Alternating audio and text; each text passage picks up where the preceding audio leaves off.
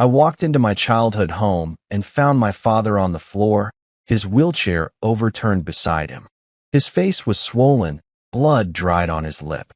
He looked up at me with tears in his eyes and whispered one word that made my blood freeze.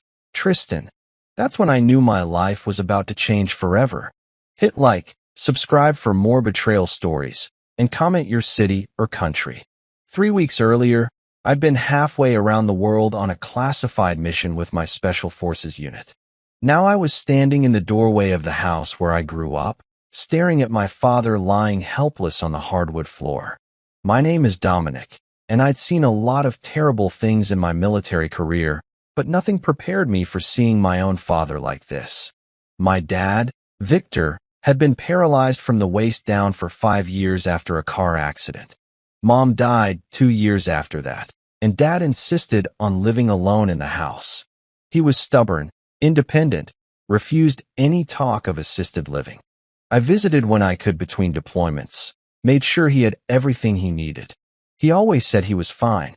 I rushed over and helped him up, lifting him back into his wheelchair. His hands were shaking. "Dad, what happened? Who did this to you?" He wouldn't look at me, just kept his eyes on the floor, breathing heavy. I noticed more bruises on his arms, like someone had grabbed him hard. The coffee table was knocked over. A lamp was shattered in the corner. "Dad, talk to me." I knelt down so I could see his face. He finally looked at me, and I saw something I'd never seen in my father before. Fear. Real, deep fear. There's these men. They've been coming around for about 3 weeks. What men? Bikers. A gang. The leader, his name is Tristan. Dad's voice cracked. They said they want to help me. Said they could take care of everything if I just signed some papers. I felt anger rising in my chest. What kind of papers? My life insurance policy. They want me to sign it over to them. They said they'd make sure I'm taken care of, that I wouldn't have to worry about medical bills or anything. He wiped his eyes with the back of his hand. I told them no. I told them to leave me alone. I looked around the room again. This wasn't just a robbery. This was a message. "So they did this to you?" He nodded slowly. "Tristan came back yesterday with 2 other guys. They were nice at first, just talking. Then Tristan got angry. He said I was being stupid, that I should be grateful they were even offering to help an old cripple." Dad's voice got quieter. "That's when they started pushing me around. One of them tipped my wheelchair over. Tristan kicked me while I was on the ground. Said this was just a warning." My hands clenched into fists. I'd been trained to stay calm in combat situations, to think clearly under pressure. But this was different. This was my father. "Dad, why didn't you call the police?" I did. They took a report, but said there wasn't much they could do without proof. And Tristan, he said if I called the cops again, it would be worse next time. He grabbed my arm. "Dominic, please. I don't want you getting involved. These guys are dangerous. They're not just some punk kids. They're organized." I looked at my father, this man who raised me to stand up for what's right, who taught me to protect people who couldn't protect themselves. Now he was telling me to walk away. "I'm not going anywhere, Dad. I'm staying here until we figure this out." "No, you have to go back to your unit. You can't risk your career over this." "My career doesn't matter if you're not safe." I stood up and walked to the kitchen, got him some water and ice for his face. "Tell me everything about these guys. What do they look like? How many of them are there?" Dad drank the water slowly, his hands still trembling. "Tristan's the leader. Tall guy, maybe 6'2", covered in tattoos. Always wears a leather vest with their gang patch on the back. There's usually 2 or 3 other guys with him. They ride motorcycles, loud ones. Park them right on my lawn like they own the place." "What about the insurance thing? How do they even know about your policy?" "That's what scares me." Dad set the water down. "They knew details they shouldn't know. They knew how much the policy is worth. They knew about the accident. They even knew about your mother passing." He looked up at me. How would they know all that unless someone told them? That made me stop. He was right. This wasn't random. Someone had given them information about my father. I checked the rest of the house while Dad sat in the living room. They hadn't stolen anything. This really was just about intimidation. In the bathroom, I found bloody towels in the trash. Dad had tried to clean himself up before I got there. When I came back to the living room, I noticed something on the floor near the door. A business card. I picked it up. It was plain white with just a phone number on it, no name. I flipped it over. My stomach dropped. On the back of the card, written in pen, was the name of my military unit, my specific special forces group. Information that wasn't public, that most people wouldn't have access to. Dad, did they leave this? He looked at the card, and his face went pale. Tristan dropped it on my chest before they left. He said, "Give this to your soldier boy when he comes home. Tell him we know all about him too." The message was clear. They knew about me. They'd done their research. This wasn't just about scaring an old man anymore. They were showing me they could reach anyone in my family. I put the card in my pocket and pulled out my phone. I'm calling the police again. And this time I'm making sure they take this seriously. Dominic, please. No, Dad. This ends now. I didn't spend 10 years learning how to track and stop bad guys just to let some bikers terrorize my own father. But even as I said it, I knew this was going to be more complicated than I thought. These weren't just random criminals. They were organized. They had information they shouldn't have, and they were smart enough to know exactly how to threaten me. I looked down at that business card again, at my unit's name written on the back. Whoever these guys were, they'd just made their first mistake. They thought knowing about my military background would scare me off. What they didn't understand was that it gave me every tool I needed to take them down. I just had to be smart about it. Patient. Do this the right way. I helped Dad into his bedroom and made sure he was comfortable. He was exhausted, physically and emotionally drained. As I turned off the light, he said quietly, "I'm sorry you have to deal with this." "Don't be sorry, Dad. Just rest. I'll handle it." I closed his door and went back to the living room. I picked up his overturned wheelchair, cleaned up the broken lamp, set the furniture right. While I worked, my mind was already planning. First step was getting more information. Who was this Tristan? How big was his gang? What was their real operation? I sat on the couch and stared at that business card for a long time. They knew about me, but they didn't know what I was really capable of. And that was going to be their biggest mistake. The next morning, I left Dad with a neighbor, Mrs. Clara, who agreed to check on him every hour. I told her to call me immediately if anyone came by. Then I drove across town to the address I'd found online for a clubhouse that matched the gang's description. I parked 3 blocks away and walked the rest of the distance. The building was an old auto repair shop that had been converted into their headquarters. Motorcycles lined the front, at least a dozen of them. Black leather, chrome, loud pipes. A sign above the door read, "Iron Wolves, MC." I didn't get close. Instead, I found a coffee shop across the street with a window view and settled in with a laptop and a camera with a long lens. This was basic reconnaissance, the kind of work I'd done 100 times in the field. Watch, document, identify patterns. For the next 6 hours, I took photos of everyone who came and went. Counted 8 core members who seemed to spend most of their time there. Tristan was easy to spot when he arrived around noon, tall and covered in tattoos just like Dad described. He walked like he owned the street. I photographed the other men with him. One was built like a tank, bald head, thick beard. Another was younger, maybe mid-20s, with long hair tied back. I labeled them in my notes, gave them temporary names until I could figure out their real ones. Tank, ponytail, scar, red beard. Around 2 in the afternoon, I watched them load up into trucks instead of bikes. 4 of them, including Tristan. I paid for my coffee and followed at a safe distance. They drove to a nice neighborhood on the east side of town and pulled up to a small house with a ramp leading to the front door. My chest tightened. Another disabled person. Another target. I parked down the street and watched through binoculars. Tristan knocked on the door. An elderly woman answered, maybe 70 years old, using a walker. Tristan smiled at her, friendly and warm. He talked for a few minutes while the other guys waited by the trucks. The woman nodded a lot, seemed trusting. Then Tristan handed her some papers and a pen. She signed something right there on her doorstep. They left after that, all smiles and waves. The woman watched them go, looking relieved, like they'd just solved all her problems. She had no idea what she'd just done. I drove back to the clubhouse and resumed my surveillance. This wasn't just about my father. This was a full operation. They were running an organized scheme, targeting vulnerable people, probably all over the city. By evening, I had enough photos to identify most of the core members.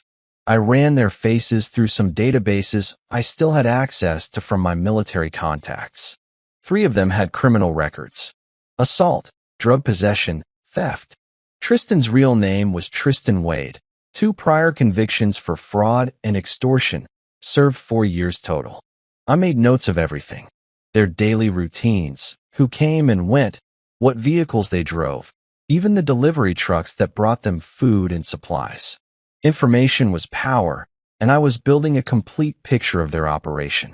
Around 7, I decided it was time to involve the police officially. I drove to the station and asked to speak with someone from the fraud division. They sent me to a detective named Harper, a woman in her 40s with sharp eyes and a no-nonsense attitude. I laid out everything I'd discovered, showed her the photos, explained what happened to my father, told her about the elderly woman I'd seen signing papers. Harper listened carefully, taking notes. "Mr. Dominic, I appreciate you bringing this to us. The truth is, we've been watching the Iron Wolves for about 6 months now." "You have? Then why haven't you done anything?" "Because we need solid evidence that will hold up in court. We know they're running an insurance scam, but proving it is complicated. Most of their victims don't even realize they've been scammed until it's too late.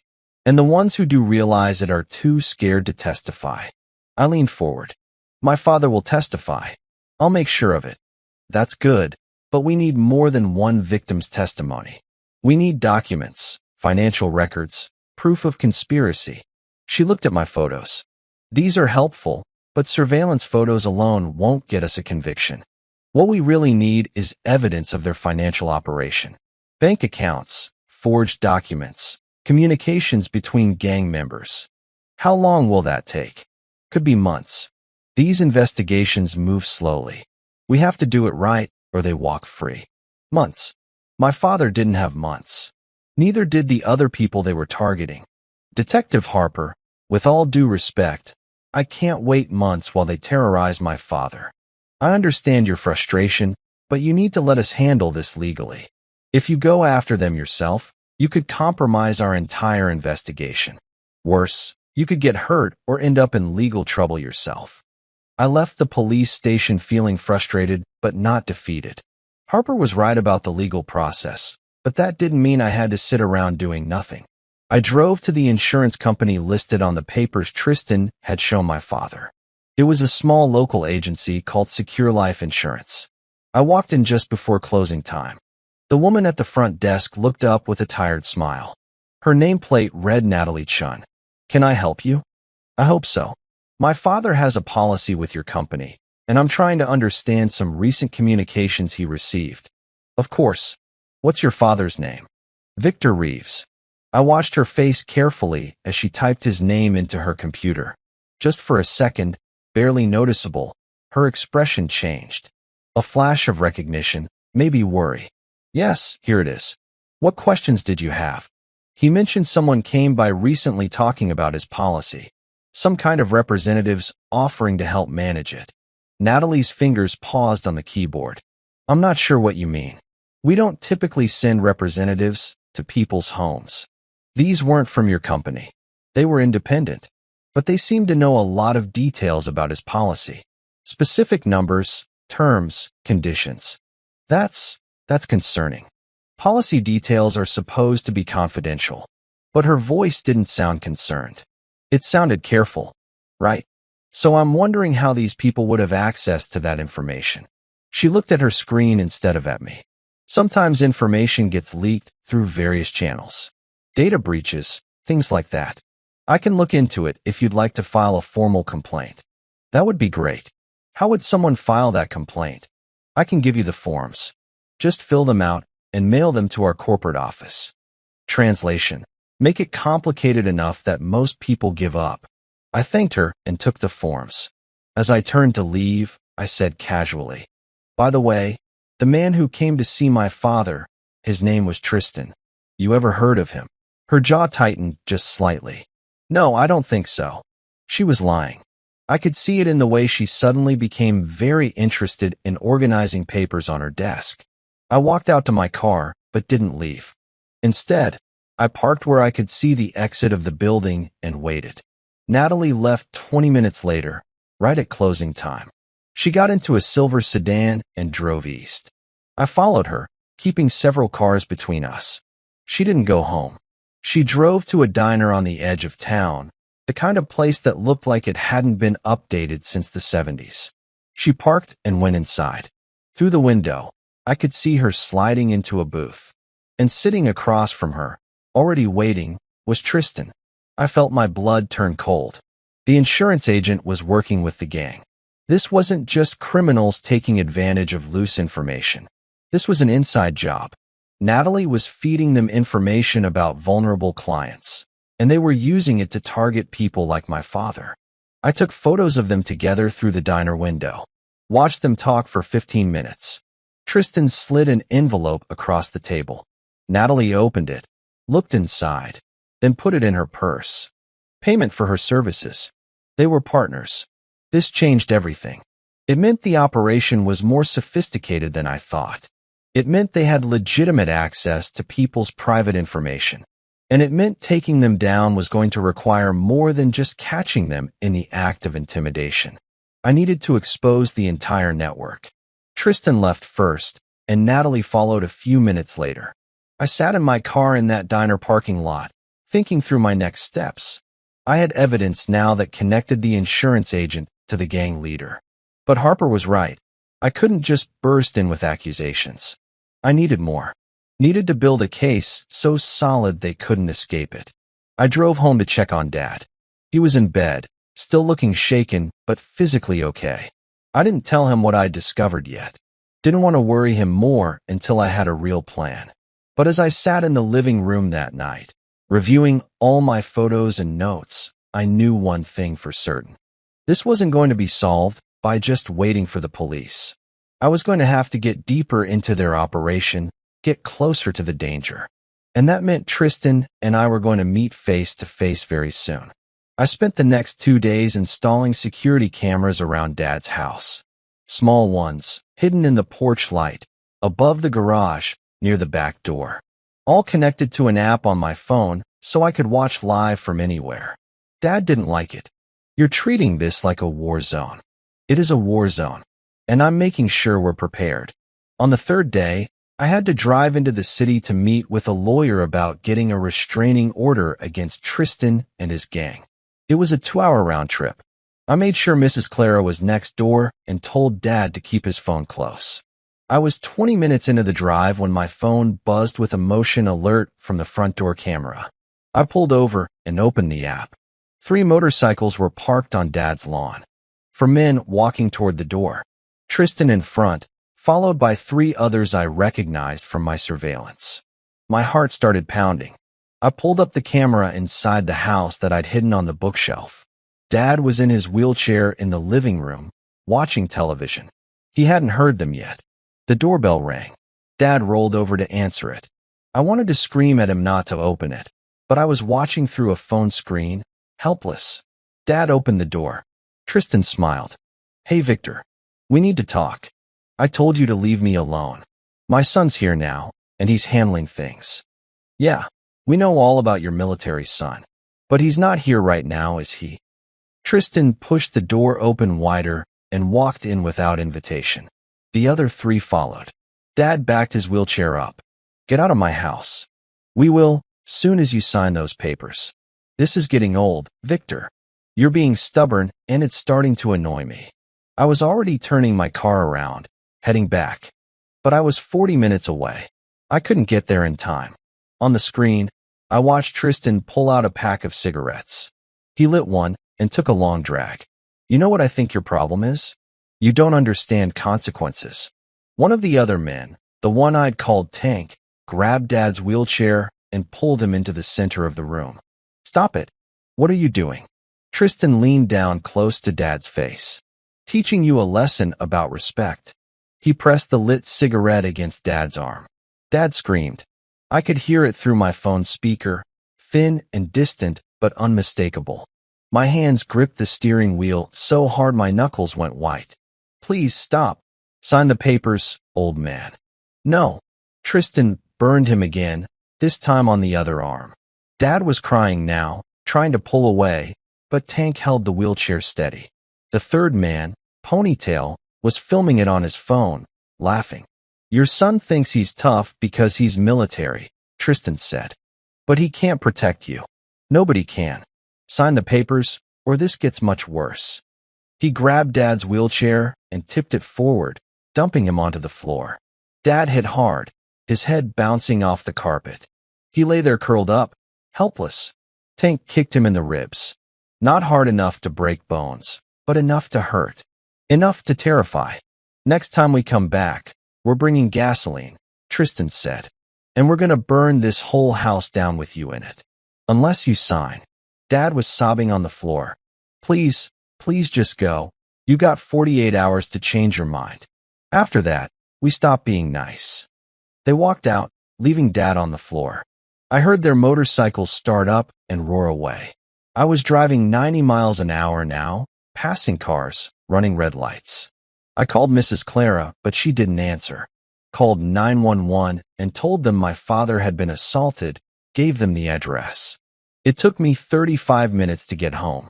An ambulance was already there when I arrived. Paramedics were loading Dad onto a stretcher. His face was pale, his arms had red burn marks, his breathing was shallow. Dad, I ran to him. He looked at me with empty eyes. They said they'd kill me, Dominic. They meant it. I know. I saw everything. The cameras recorded it all. The paramedic interrupted. Sir, we need to get him to the hospital. He's got burns, possible broken ribs, and he's in shock. I rode in the ambulance with him. Dad kept saying the same thing over and over. Just let them have it. Just let them take the money. I can't do this anymore. At the hospital, a doctor named Fiona examined him. Burns on both arms, 3 cracked ribs, bruising all over his torso. She gave him pain medication and said they'd keep him overnight for observation. I sat next to his bed while he slept, watching the security footage over and over on my phone. Every second of it. Tristan's face clear as day. The assault captured in perfect detail. This was evidence. Real, undeniable evidence. Around midnight, my phone buzzed with a text from an unknown number. Your daddy's tough. Wonder if you are too. He'd gotten my number somehow. Was taunting me. I stared at that message for a long time. Tristan thought he was in control. Thought he could hurt my family and get away with it. He was testing me, trying to see if I'd break or fight back. I typed a response. Let's meet. Just you and me. 3 dots appeared immediately. He was waiting for my reply. Tomorrow. Warehouse on 5th and Main. Midnight. Come alone. I sent back. I'll be there. He wanted to intimidate me like he'd intimidated my father. Wanted to show me I was powerless. But what he didn't realize was that by agreeing to meet me, he was about to hand me exactly what I needed. I looked at Dad sleeping in that hospital bed, burned and broken, and made a promise. This ended soon, one way or another. The warehouse on 5th and Main was abandoned, surrounded by empty lots and broken streetlights. Perfect place for someone like Tristan to feel powerful. I arrived 30 minutes early to scout the location, old habits from military training. 2 entrances, several windows, plenty of shadows. I noted everything. I wasn't going there to fight. I was going there to collect evidence. Before leaving my car, I strapped a small body camera to my chest under my jacket and tucked an audio recorder in my pocket. Everything tonight would be documented. At exactly midnight, 3 motorcycles pulled up. Tristan got off the first one, flanked by 2 of his guys. Blake, the tank-sized one, and Kyle, the younger one with long hair. Not alone like he'd promised, but I expected that. I stepped out of the shadows near the warehouse entrance. Thought you said come alone. Tristan grinned. I lied. You got a problem with that, soldier boy? Not really. Just wanted to talk. Talk. Your daddy keeps running his mouth about not signing papers. Maybe you can talk some sense into him. He walked closer, hands in his pockets, casual and confident.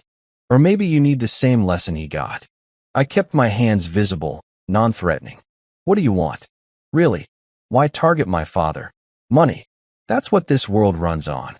Your old man's sitting on a $500,000 policy, and he's not going to live forever anyway. Why not cash it out now? Let someone who knows how to use it take care of business. By someone you mean you. Smart boy. Tristan stopped about 10 feet away. See, here's how it works. We got connections at insurance companies. They tell us who's got big policies and can't defend themselves. Cripples, old people, sick folks. We offer to help them, make their lives easier. They sign over the policy. We take care of everything. Everybody wins. Except they don't win. You're stealing from them. Tristan shrugged. They were going to die anyway. We're just speeding up the process and making profit. It's business. Blake laughed behind him. We got 12 others already signed up. Your dad's the only stubborn one. 12 others. Just like I suspected. This was bigger than just my father. What happened to those 12 people? I asked. Tristan's smile got wider. Some of them had accidents. House fires, falls downstairs, medication mix-ups. Tragic stuff. But hey, at least their families got the insurance money. Well, most of it. He was confessing. Right there, admitting to multiple murders. The recorder in my pocket was catching every word. And if my father doesn't sign, then he has an accident too. And honestly, after the trouble he's caused, it won't be quick. Tristan pulled out a knife, flipped it open casually. Maybe you too, since you're sticking your nose where it don't belong. Kyle moved to my left, Blake to my right. They were positioning themselves to surround me. I'm just trying to understand. How does the insurance scam actually work? You get them to sign papers, then what? Why do you care? Because if I'm going to convince my dad to sign, I need to know what happens next. Need to tell him it's safe. Tristan studied me for a moment, then laughed. You're scared. Good. You should be. He relaxed slightly. Fine. I'll explain it since you asked nice. Our girl at the insurance company processes the paperwork, makes it look legit. The policy gets transferred to a shell company we control. Then when the person dies, we file the claim, money goes into our accounts, and we split it. Insurance company never suspects nothing because all the paperwork looks clean. Your girl. You mean Natalie. His eyes narrowed. You've been doing homework. Some. Just want to know who I'm dealing with. Well, now you know. We got lawyers. We got inside people. We got everything covered. You can't touch us. Police can't touch us. We're protected. He stepped closer, knife still in his hand. So here's what's going to happen. You're going to go back to your crippled daddy and tell him he's got 24 hours. He signs, or you both die. Simple. I nodded slowly. And if I go to the police? We got people inside the department too. They'll know before you finish giving your statement. And then, well, accidents happen to snitches. People inside the department. That explained how they stayed ahead of investigations. Okay, I said. I'll talk to him. Good boy. See, wasn't so hard. Tristan moved fast, suddenly right in front of me. But first, we gotta make sure you understand who's in charge here. Blake grabbed my arms from behind, pinning them. Kyle punched me in the stomach, hard. Air rushed out of my lungs. Another punch to my ribs. Then my face. I could have fought back. Could have broken free and taken all three of them down. But I needed this. Needed them to think I was helpless. Needed them to feel confident and powerful. Most importantly, I needed the assault on camera. They hit me for maybe 2 minutes. Face, body, ribs. Nothing broken, but enough to hurt. Enough to leave bruises. Blake finally let go and I dropped to my knees, spitting blood. Remember this feeling, Tristan said, standing over me. This is what happens when you don't cooperate. Next time's worse. They walked back to their motorcycles, laughing and talking like they'd just finished an easy job. Engines roared to life, and they disappeared into the night. I stayed on my knees for another minute, catching my breath. Then I stood up slowly, pulled out my phone, and checked the camera feed. Perfect. Everything recorded. Their faces, their voices, their confessions, the assault. All of it. I also checked my pocket. During the beating, when Blake had me from behind, I'd managed to slip my hand into Tristan's jacket and pull out his phone. It was in my pocket now, password protected but accessible. I limped back to my car and drove straight to a 24-hour tech shop I knew. Guy behind the counter was former military, owed me a favor. I need data pulled from this phone. Everything. Messages, calls, contacts, photos. He looked at my bloody face. You okay, man? We'll be once you clone this phone. It took him 40 minutes. He copied everything onto a hard drive and handed it back. Whatever you're into, be careful. I drove home as the sun started coming up. My face was swollen, ribs aching with every breath. But I had what I needed. Confessions on video. Phone data that would show their communications. Evidence of a massive insurance fraud operation. I just needed to figure out how to use it without getting my father killed in the process. I spent the morning going through Tristan's phone data. Text messages with Natalie dating back 8 months. Photos of documents, policy numbers, names of victims. A spreadsheet tracking payouts and splits. Everything I needed to prove the conspiracy. Then I found the messages about the other victims. Blake texting about a house fire in March. Kyle joking about an old man who fell down his basement stairs in January. Casual conversations about murder like they were talking about the weather. I copied everything onto 3 separate drives and hid them in different locations. Then I called Detective Harper. I need to see you immediately. I have evidence. She met me at a coffee shop an hour later. When she saw my bruised face, her expression hardened. What happened to you? Tristan happened. But I got it all on camera. I opened my laptop and showed her the warehouse footage. Her eyes widened as she watched Tristan confess to the entire operation. This is incredible. This is exactly what we need. There's more. I showed her the clone phone data. Messages between gang members, communications with Natalie, references to other victims. Harper took notes quickly, her excitement building. With this evidence, we can get warrants immediately. We can raid their clubhouse, arrest all of them, shut down the whole operation. How long will that take? I can have warrants by this afternoon. We'll coordinate with SWAT and move tonight. Finally, progress. Real action. There's one problem, I said. Tristan told me they have people inside the police department. Someone feeding them information. Harper's face went serious. Did he say who? No. But they've stayed ahead of investigations before. Someone's tipping them off. She closed her notebook. I'll keep this investigation tight. Only people I trust. We'll move fast before anyone can leak it. I left feeling cautiously hopeful. Maybe this would end tonight. Maybe Dad would be safe. I went to the hospital to check on him. He was being discharged, cleared to go home. The burns were bandaged, ribs wrapped. He looked tired and scared. How are you feeling? Like I want this to be over. It will be. Soon. The police are moving tonight. On the drive home, I told him about the evidence, about Harper's plan. He listened quietly, then said, "What if it doesn't work? What if they get away? They won't. We have everything on them." But even as I said it, doubt crept in. I got Dad settled at home and went back to monitoring the situation. Harper texted me at 4 in the afternoon. Warrants approved. Moving at 8 tonight. At 7:30, I drove near the clubhouse to watch from a distance. Police would be there soon. I wanted to see it happen. Then I saw something that made my blood freeze. A police cruiser pulled up to the clubhouse. A uniformed officer got out and walked inside. He stayed for maybe 5 minutes, then left.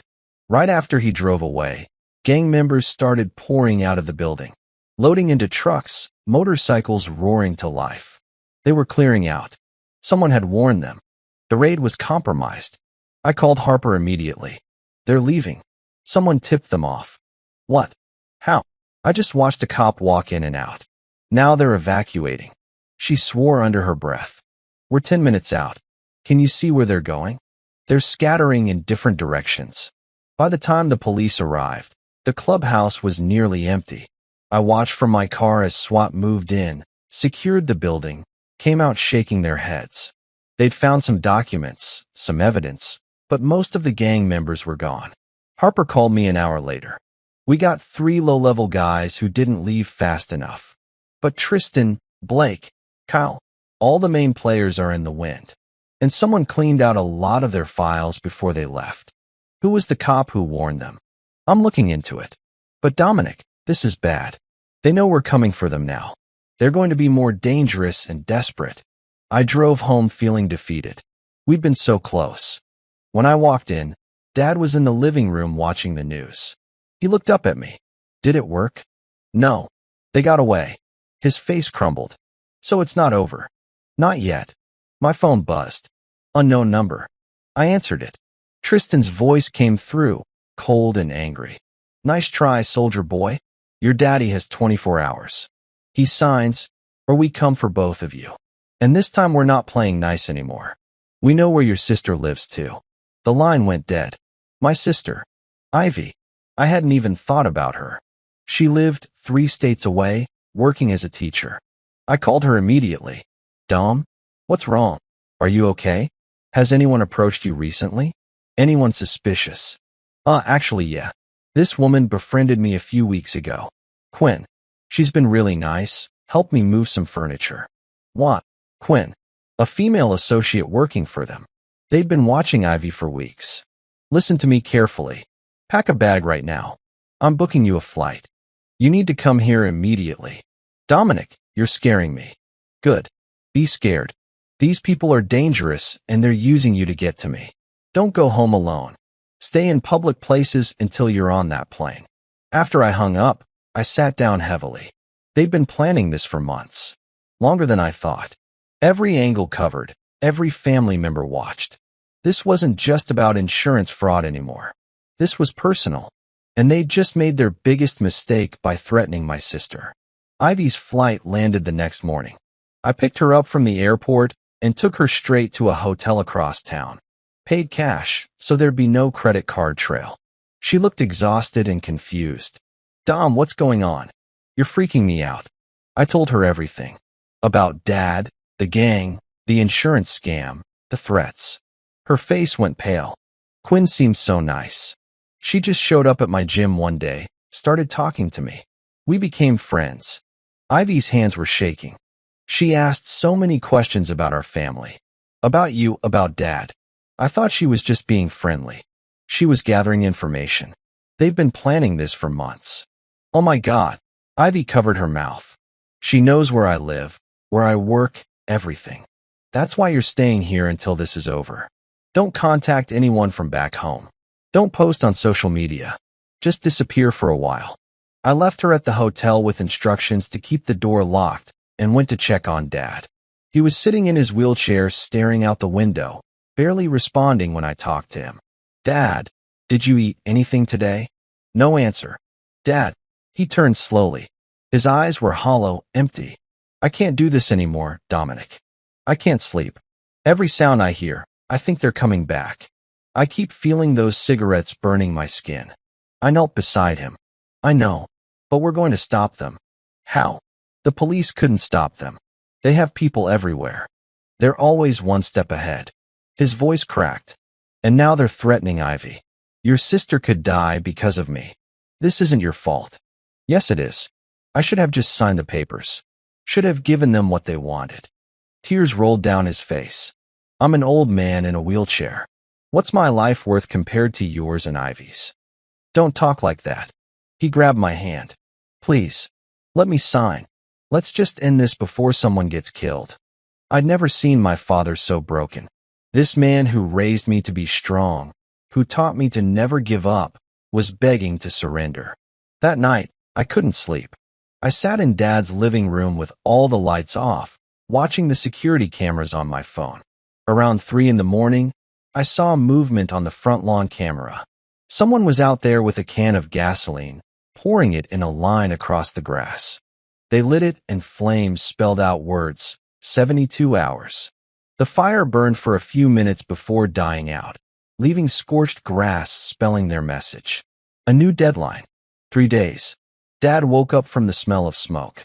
When he rolled into the living room and I told him what happened, he had a full panic attack. Hyperventilating, chest pains, couldn't catch his breath. I had to call an ambulance. At the hospital, they gave him medication for anxiety and monitored his heart. The doctor pulled me aside. Your father's under extreme stress. His body can't take much more of this. Whatever's causing this situation, it needs to be resolved soon. When Dad calmed down, he looked at me with desperate eyes.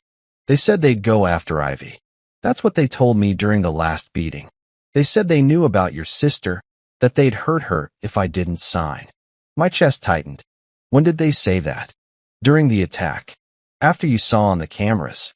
After they dumped me on the floor. His voice was barely a whisper. Tristan leaned down and said, "We know all about pretty little Ivy. Be a shame if something happened to her."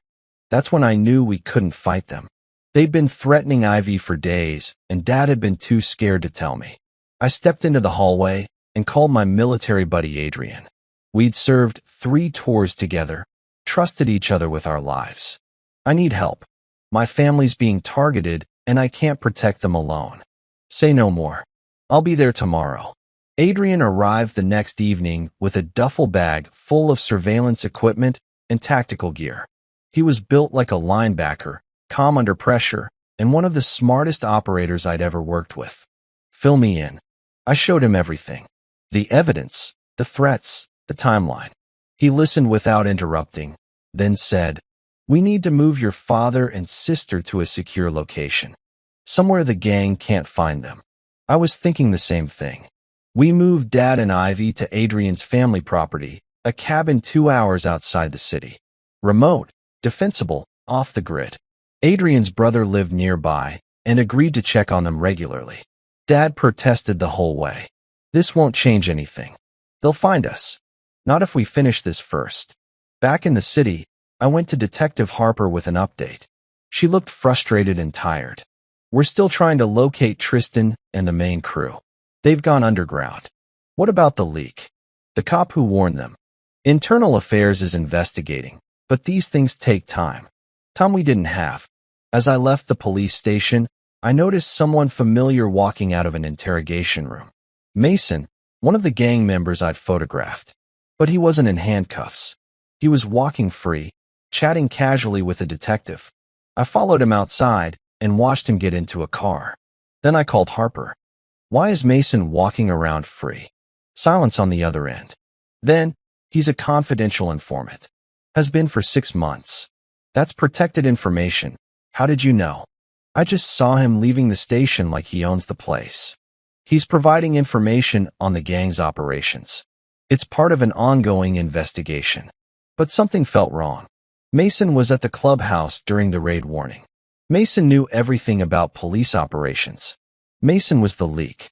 "Harper, I think your informant is playing both sides. That's a serious accusation. Check his phone records. Check when he contacted gang members versus when he gave you information. I bet you'll find he's been feeding them everything." She was quiet for a long moment. "I'll look into it." I hung up feeling more isolated than ever. The police couldn't be fully trusted. The gang had eyes everywhere. And my family was running out of time. I made a call using the burner phone to a number I knew Tristan monitored. It was the main line to the Iron Wolves clubhouse that police had been watching. I left a voicemail, made sure my voice sounded defeated and tired. "Tristan, it's Dominic. You win. My father will sign the papers. But I need 48 hours to get everything arranged. Meet me at the old safe house on Maple Street tomorrow night at 10. Come alone and we'll finish this." I hung up and looked at Adrian. "He'll bring his whole crew. He won't be able to resist. And we'll be waiting." The safe house was the hotel location where we'd first taken Dad and Ivy, the one Tristan already knew about. It was empty now, but we'd turn it into a trap. Adrian and I spent all day setting it up. Cameras in every corner, all feeding to a laptop hidden in the closet. Audio recorders planted in the walls. Every angle covered. We also called Detective Harper and filled her in on the plan.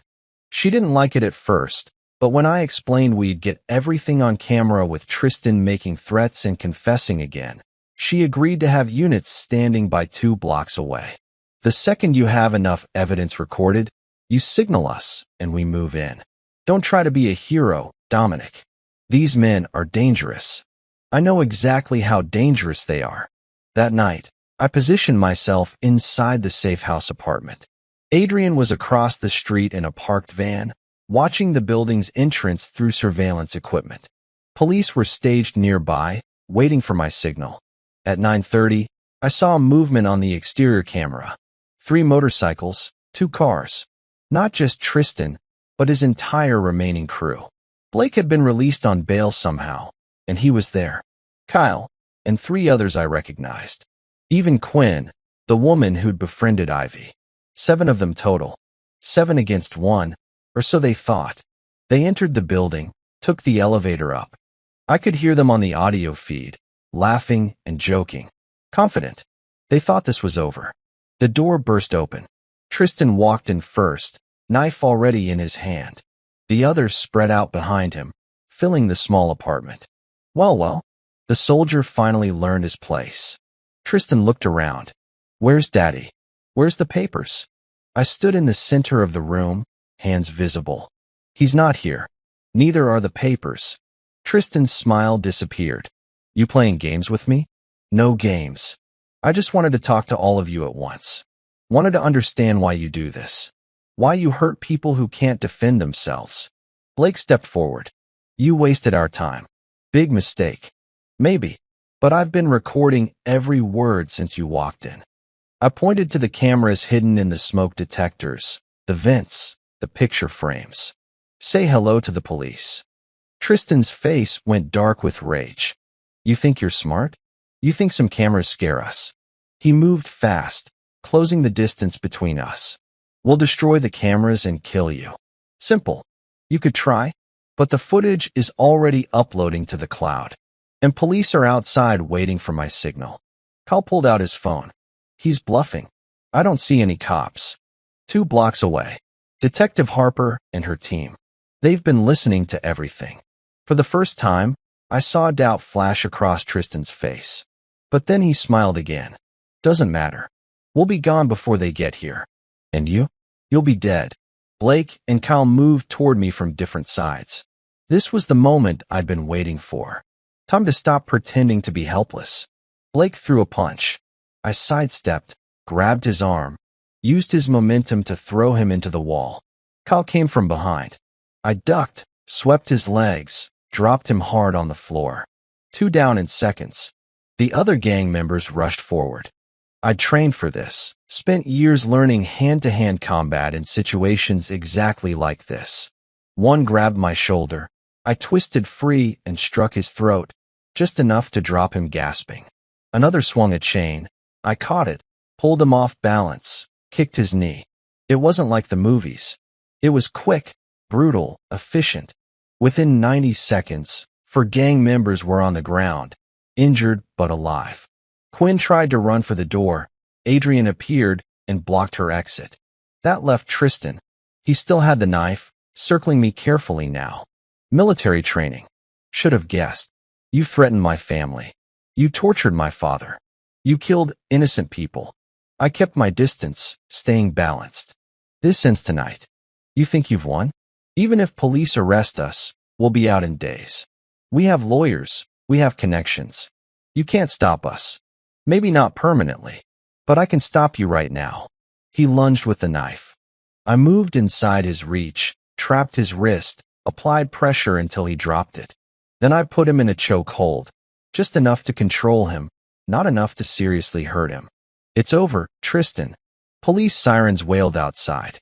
Footsteps thundered in the hallway. Harper and her team burst through the door, weapons drawn. Everyone on the ground. Now, officers swarmed in, handcuffing gang members one by one. Harper approached me as I released Tristan into police custody. You got it all on camera? Every second. Threats, confessions, the attack, everything. She nodded, almost smiling. Good work. Dangerous, but good work. As they led Tristan away in handcuffs, he turned back to me. You think this ends it? We're not the only ones. Our boss is still out there. The man who started all this. I stepped closer. What boss? His smile was cold. Victor made a mistake 30 years ago. Sent a man to prison. That man got out 6 months ago. This was never about insurance money. It was about revenge. And when he finds out you stopped us, he'll come for you himself. They dragged him away before I could ask more questions. I stood there, my mind racing. 30 years ago. A man in prison. Revenge against my father. What had Dad done? I drove straight to my apartment where Dad and Ivy were waiting. When I walked in, Dad saw the look on my face and his expression changed. What happened? Are you hurt? Police arrested the whole gang. Tristan, Blake, Kyle, all of them. They're done. Ivy jumped up and hugged me. It's over? Really over? Not yet. I sat down across from Dad. Tristan said something before they took him away. He said you made a mistake 30 years ago. That you sent someone to prison. Someone who wanted revenge. Dad's face went pale. He looked down at his hands, silent. Dad, who was he talking about? Long silence. Then finally, his name is Preston. Preston Cross. Who is Preston Cross? Dad's voice was barely a whisper. 30 years ago, I was a truck driver. Long-haul routes, driving through the night. One evening I stopped at a rest area outside the city to sleep for a few hours. Around 2 in the morning, I heard shouting. Looked out my window and saw 2 men fighting in the parking lot. He paused, gathering himself. One of them pulled a gun. Shot the other man 3 times. I watched it happen. The shooter was young, maybe 25. He saw me watching from my truck. We made eye contact. Then he ran. My chest tightened. What did you do? I called the police. Gave them a description of the shooter, described his car, told them everything I saw. The victim died at the scene. Police found the shooter 2 days later. His name was Preston Cross. He was arrested and charged with murder. And you testified? Yes. At the trial. I was the only witness. My testimony put him in prison. Dad looked up at me with tears in his eyes. He got 25 years. He swore in the courtroom that he'd make me pay someday. Said he'd destroy my life the same way I destroyed his. He got out 6 months ago. Dad nodded. I knew his release date was coming. I thought maybe he'd forgotten, that he'd moved on. But then the bikers started showing up. Ivy was standing frozen by the window. So this whole thing, the insurance scam, torturing you, threatening us, it was all revenge. The insurance money was just cover, I said, understanding now. Preston hired the gang to make Dad suffer, to terrorize him slowly, make him feel helpless and scared. The money didn't matter. He wanted Dad to hurt. Dad was crying now. I did the right thing. That man was a murderer. I couldn't just stay silent. You did do the right thing. And now we're going to finish this. I called Harper immediately. I need everything you have on Preston Cross. Released from prison 6 months ago. She put me on hold. Came back 2 minutes later. Preston James Cross. Served 25 years for second-degree murder. Released in March on parole. Current address is listed as a halfway house, but according to his parole officer, he hasn't checked in for 3 months. Warrant out for his arrest for violating parole. What's he been doing since release? Give me a minute. I heard typing. Looks like he started a business. Real estate development company called Cross Properties. Pretty successful from what I can see. Offices downtown. A convicted murderer running a real estate company 3 months after getting out of prison. Something didn't add up. Can you dig deeper into his business? I'll have someone look into it and call you back.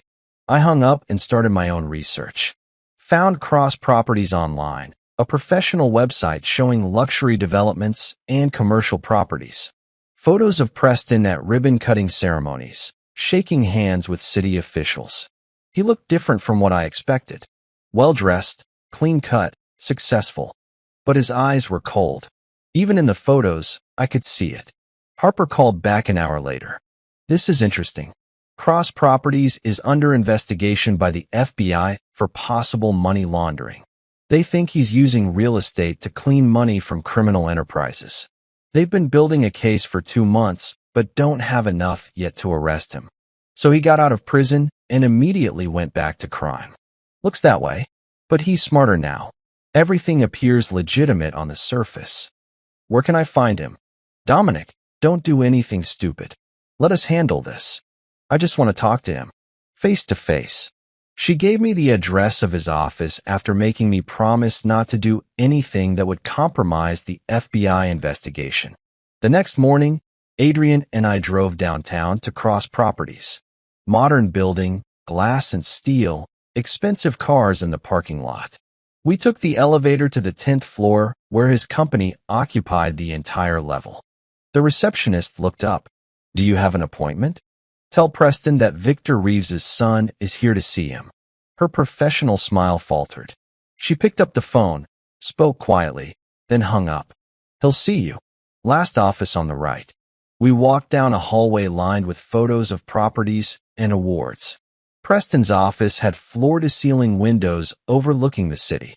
He sat behind a massive desk, wearing an expensive suit, looking every bit the successful businessman. But when he saw me, he smiled, and it was the smile of a predator.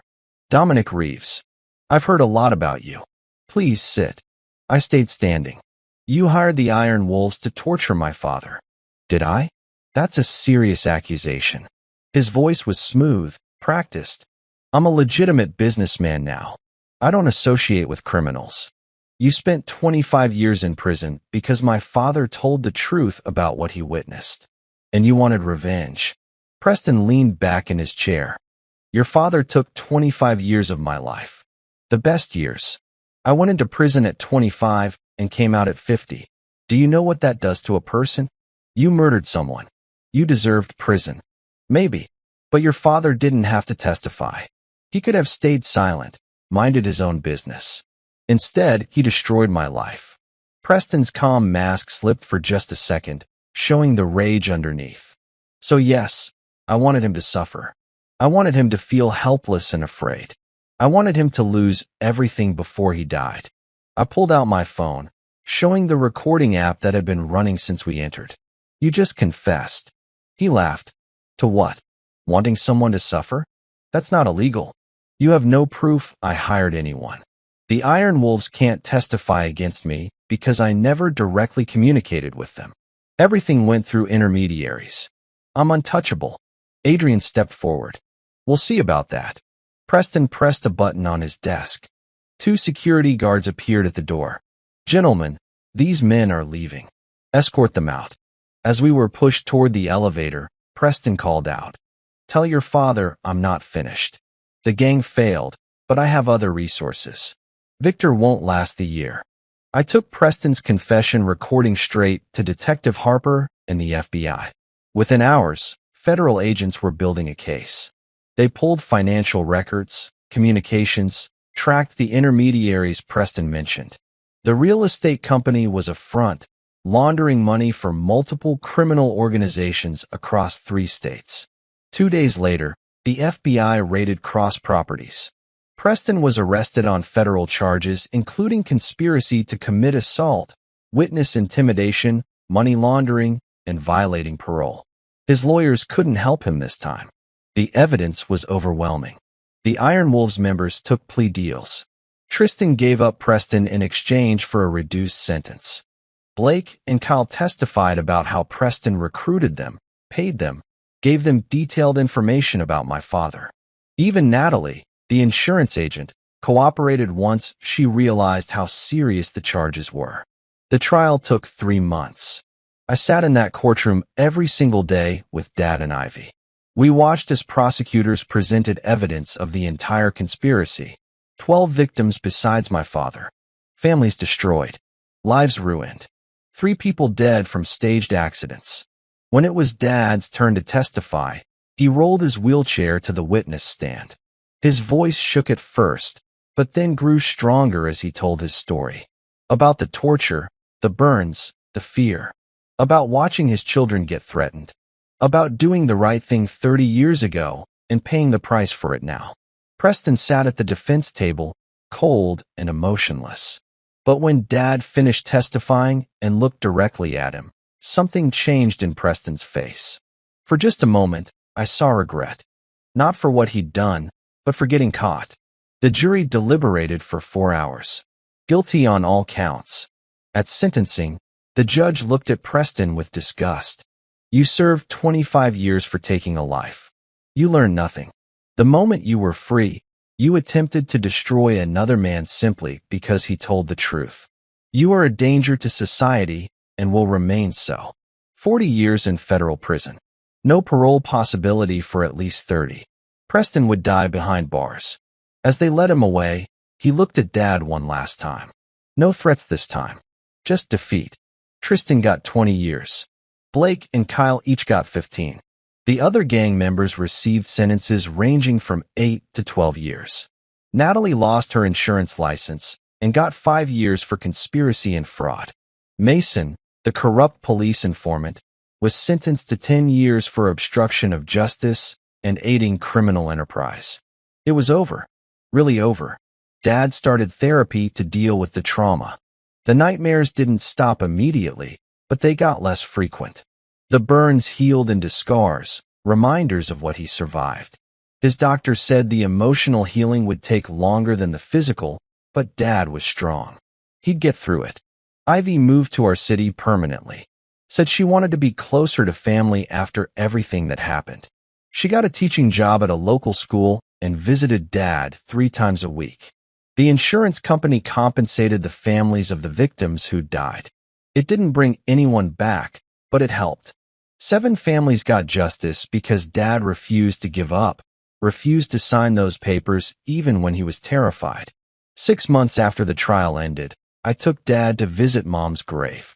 We hadn't been there together since before the gang showed up. Dad brought flowers, yellow roses, her favorite. We sat there in silence for a while. Then Dad said quietly, "Your mother would be proud of you, of how you protected this family. You protected us too, Dad. You could have signed those papers, ended your suffering. But you didn't. You stood up to them. I was so scared, Dominic. There were moments I wanted to give up. But you didn't. That's what matters. You taught me to do the right thing even when it's hard, even when it cost you something. You did that 30 years ago when you testified against Preston, and you did it again when you refused to let him win." Dad reached over and squeezed my hand. "We got through it together." "Yeah, we did." The sun was setting, casting long shadows across the cemetery. Peaceful, quiet, safe. On the drive home, Dad said something that surprised me. "I forgive him." "What?" "Preston. I forgive him. Not because what he did was okay, but because holding on to hate would mean he still has power over me. I'm choosing to let it go." I wasn't sure I could forgive that easily, but I understood what Dad meant. Living well, healing, moving forward, that was the real revenge. Seeing justice done and then choosing peace. Life slowly returned to normal. I went back to my military unit, but took leave regularly to visit family. Adrian stayed in touch, became like a brother to us. Harper stopped by occasionally to check on Dad, became a friend. The story made national news. Other victims of similar insurance scams came forward. New laws were passed to protect vulnerable people from financial exploitation. Something good came from all the pain. One evening, I sat with Dad and Ivy in the living room, the same room where I'd found him beaten and broken months ago. Now it was filled with laughter, normal conversation, life.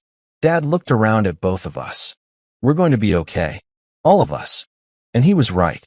The scars would always be there, physical and emotional. But we'd survived. We'd fought back. We'd won. Sometimes the strongest revenge isn't violence or hatred. It's living well, seeing justice done, protecting the people you love, and choosing to heal. The people who hurt others eventually face consequences. Truth always comes to light. And family, real family, stands together through the darkest times. We learned that the hard way, but we learned it together. What would you do if someone threatened your family like this? Comment below and let me know where you're watching from. I'd love to hear from you. If this story moved you, hit that like button and subscribe for more intense revenge and betrayal stories. Tell me in the comments what kind of stories you want to hear next.